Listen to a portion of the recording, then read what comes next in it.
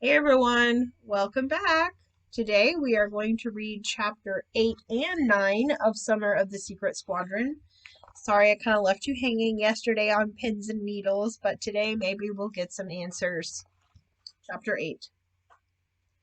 6 o'clock came painfully early, but the plans of the day rushed into our heads, quickly bringing us to life. We got dressed, made beds, and straightened my room in record time. Then we rushed down to the kitchen to have a quick breakfast of Cheerios, Pop-Tarts, bananas, and chocolate milk. Mom was still not up, and Dad was getting ready for work when we walked into the kitchen. "Well, good morning, boys. Y'all sure up early," he said with a big grin on his face. "If I didn't know better, I'd say you boys had a busy day ahead of you with all that hidden treasure to find." "Yep," Logan chirped without the least bit of embarrassment. "So what's the strategy for today?" Dad was sincerely interested. "Well, we thought we'd first go to talk to Mr. Parks and see what he thinks of all the messages. Then we thought we'd come back and find Mrs. Jackson and see if she could get us into St. Paul's to check out the belfry," I said, conveniently leaving out the part about trying to get onto the Landers' roof. "If we find anything at the church, then we'll probably go over to the library and look around there." "Then we're going down to hike to the lean-to cave and dig up that treasure," Logan interjected. "Then we're going to come back and see if Mrs. Jackson will help us find out who lived in our house back in the 40s. I cut in quickly to make sure Logan didn't mention the Bayou Bridge. "We thought we might be able to find out what happened to the boy who lived in my room." "Sounds like a good plan, boys," Dad said. "Now just don't do anything foolish. Buildings are condemned because they're unsafe." Dad looked at me square in the eye. "Make sure you know what you're doing. No treasure is worth falling off a 3-story building. Or worse yet, a 3-story building falling on you." "Got it, Dad," I said knowingly. "And one more thing," Dad said. "Watch out for trains." And with that, Dad gave us a big grin and headed out the door. "Your dad is totally up on what we're doing today, and he didn't even try to stop us," Sumner surmised. "That's pretty cool." "Yeah, it is," I said thoughtfully. But the warm thoughts of Dad faded quickly as we finished breakfast and set about gathering up the provisions we would need for the day. Sumner ran home to get his compass. I had a red plastic one that worked just fine, but Sumner's compass had belonged to his grandfather. It was genuine brass with a quartz crystal and could hang from his belt loop in a leather case. He also brought back 2 Army surplus canteens that he and Logan had brought on a recent trip to visit their cousins out in Fort Knox. We decided to go ahead and make sandwiches for our lunch since we had the time. We figured Mom would have less time to question our whereabouts of the day. Sumner and I made ham and cheese sandwiches while Logan made himself peanut butter and banana. He always had to be different. Then we gathered the things we would need for the day and loaded it all into 2 backpacks. Dad's folding army shovel, a flashlight, my Swiss Army knife, binoculars, a length of rope, 2 old red bandanas, the logbook, the decoder badge, and some pens and pencils. Sumner attached the compass and a canteen full of ice water onto his belt, but Logan said that his canteen rubbed his belly and decided to wait until we came back for our lunch. We were ready to go. Mom came into the kitchen just as we were about to walk out the door.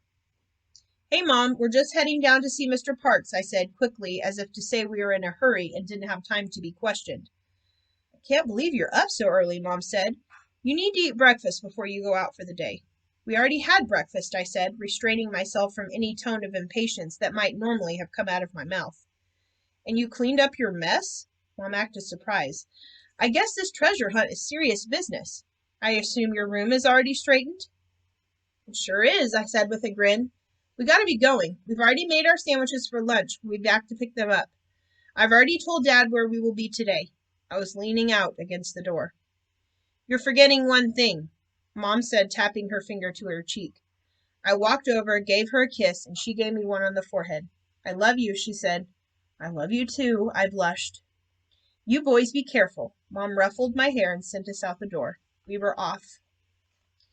We stepped outside to a cooler than usual July morning. The sun had been up for a little while. The sky was yellow and the grass was silvery white with dew, It reminded me of an old black and white John Wayne movie that had been colorized where the colors were not quite right. I was not used to being up this early and everything seemed quiet and still. As we hopped onto our bicycles, Logan called us all together on the sidewalk. "What is it?" Sumner questioned. "Now that we're the Secret Squadron, we need to have a special signal or saying or something," Logan stated. "Like what?" Sumner asked. "We could do like they do at football games," I suggested. "We could huddle up and put our hands together and then say 1, 2, 3, something." I couldn't think of anything clever and quick. "How about 1, 2, 3 Secret Squadron?" Summer asked. "Well, that'll work," Logan decided. "All right, here we go," I said, putting my hand out into the middle of the three of us. Logan and Sumner followed suit. 1, 2, 3, Secret Squadron! We all yelled, and we were on our way. The cool breeze felt good against my skin, and it added to the exhilaration running through my veins.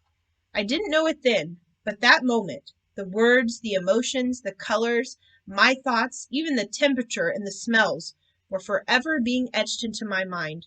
I would remember this forever. That's the end of Chapter 8. Chapter 9. When we arrived at the store, Mr. Parks was already at work filling up the nail bins with all different sizes and kinds of nails you could ever imagine. Even though Mr. Parks was at least 70 years old, Dad said he did the work of 3 men. You would never have known he no longer owned the store. "Hey, Mr. Parks," Logan was the first to blurt out, "have we got a surprise for you?" "Well, hello, boys," he returned. "I hear you've got some good news." "You were right all the way," I said. "We found the decoder badge just as you described." I unzipped the front pocket of my backpack and pulled out the decoder and handed it to Mr. Parks. "And we spent all day and last night decoding all of the secret messages," Sumner added. "That's great," Mr. Parks said, studying the decoder. "Where did you find it?" "We looked all over my room, but finally we noticed that my desk had a secret compartment inside, and that's where we found it," I said, almost not believing myself. "You boys are something else," Mr. Parks shook his head. "Well, what did the messages say?" "There's hidden treasure all over town," Logan spouted.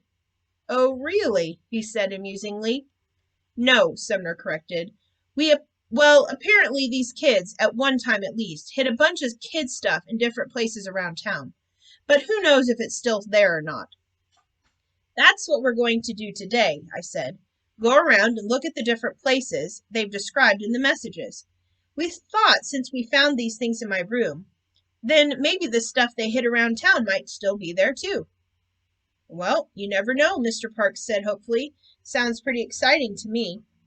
"We were wanting you to take a look at the messages," Sumner said as I pulled our notebook out of my backpack. "Besides hiding stuff around town, there was also mention of some guy named Ivan trying to get them, and him beating them up and almost killing one of them.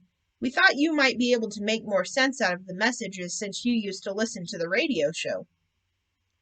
Well, let's take a look," he said, making his way over to the patio furniture.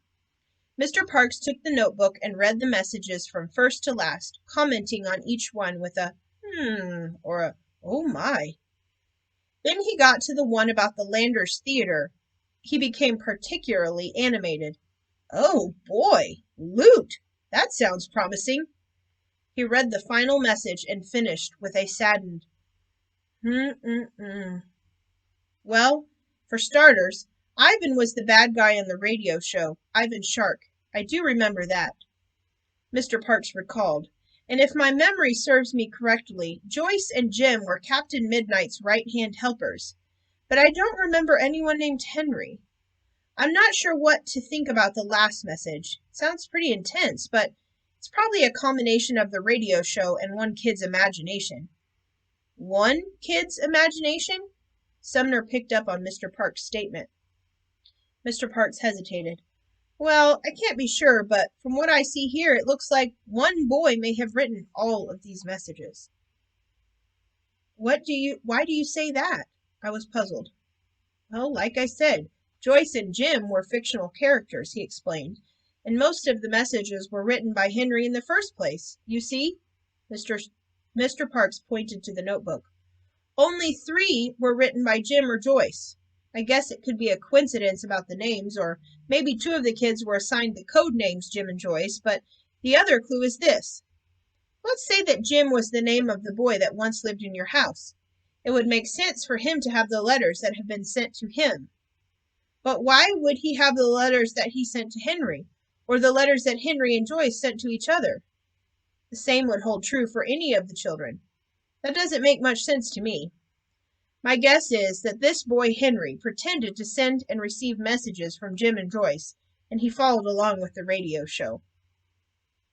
We never thought about it that way, I said, feeling a little dumb. Well, why would you, when there's loot to be found on top of the Landers Theater? Mr. Park teased. Probably nothing on that old rooftop, Sumner concluded. Not that I'm encouraging you to get up there, but this might mean there is a better chance of something being up there than if there were 3 kids involved, Mr. Park surmised. Why do you say that? Logan wondered. Well, this one kid left behind the messages and the decoder, Mr. Park said. And 37 cents, some marbles, and a code manual, Logan once again interjected. These were important things to a young boy, he continued. Not things you would thoughtlessly leave behind. If this boy actually hid things in these different places and 2 other kids knew about it, you can bet it would be gone by now. But if this boy was the only one who knew about the hiding places, then there's a chance that the stuff is still there. Why do you think that this boy would have left the stuff to begin with? I asked, hoping to hear a reasonable explanation that did not involve someone dying. I don't know, Mr. Park said sincerely. Maybe you'll find the answer while you're on your scavenger hunt. Maybe we will, I agreed. Thanks for your help, Mr. Parks. Before I forget, I have something for you boys. My wife and I were in Jonesboro yesterday evening eating at Cracker Barrel. I recalled seeing some old radio shows on CD in their store, and sure enough, they had Captain Midnight. I thought y'all might be interested in listening to the original broadcasts. Mr. Parks handed me the CD case. That's awesome! Thanks, Mr. Parks, I said, while Sumner and Logan echoed the same. We'll have to listen to them tonight. You're welcome, boys. I hope you enjoy them. I don't know about y'all, but I'm ready to get on the hunt, Logan prodded. I'm ready, Sumner confirmed, and held out his hand. Logan and I followed suit. 1, 2, 3, Secret Squadron! Ready or not, here we come, Logan added. And that's the end of Chapter 9.